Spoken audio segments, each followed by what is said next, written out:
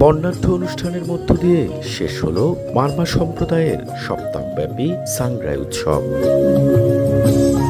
পুরাতন বছরকে বিদায় আর নতুনকে স্বাগত জানাতে আদিকাল থেকে ঐতিহ্যবাহী সাংগ্রাই উদযাপন করে থাকেন বান্তুরপানের মারমা সম্প্রদায়। এটি মারমাদের অন্যতম প্রধান সামাজিক উৎসব। পিঠা তৈরি, বয়স্ক পূজা, বুদ্ধমূর্তি স্নান, মৈত্রী পানি বর্ষণ, লোকজ ক্রীড়া সহ নানা আয়োজন ছিল এবারও।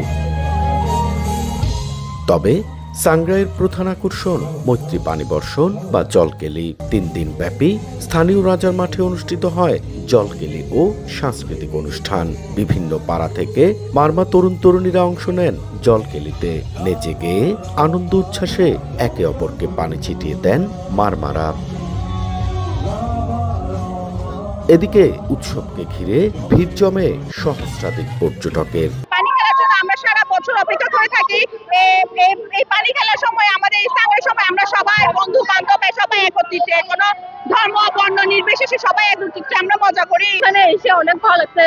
আর এমনিতে বান্ধবীদের সাথে সবসময় তো দেখা হয় না, যখন পানি খেলা হয় তখন সবার সাথে একসাথে দেখা হয় আর পানি খেলাও হয়। অনেক ভালো লাগছে, এটাই আগে কখনো দেখিনি। এটা একদমই ভিন্ন একটা অভিজ্ঞতা এবং খুবই ভালো লেগেছে, যেটা সারা জীবন মনে থাকবে। অনেক ভালো লেগেছে। মারমাদের ঐতিহ্যবাহী এই উৎসবকে ধরে রাখতে সব ধরনের সহযোগিতা করার কথা জানান উপদেষ্টা। রঙের বৈচিত্র্য আছে এখানে, এখানকার লোকজন কালচারালি খুবই উন্নত এবং খাগড়াছড়ি রাঙ্গামাটির চেয়ে ভালো মারমারা কালচারালি। তাদের অনেক কিছু প্রেজেন্টেশন আছে।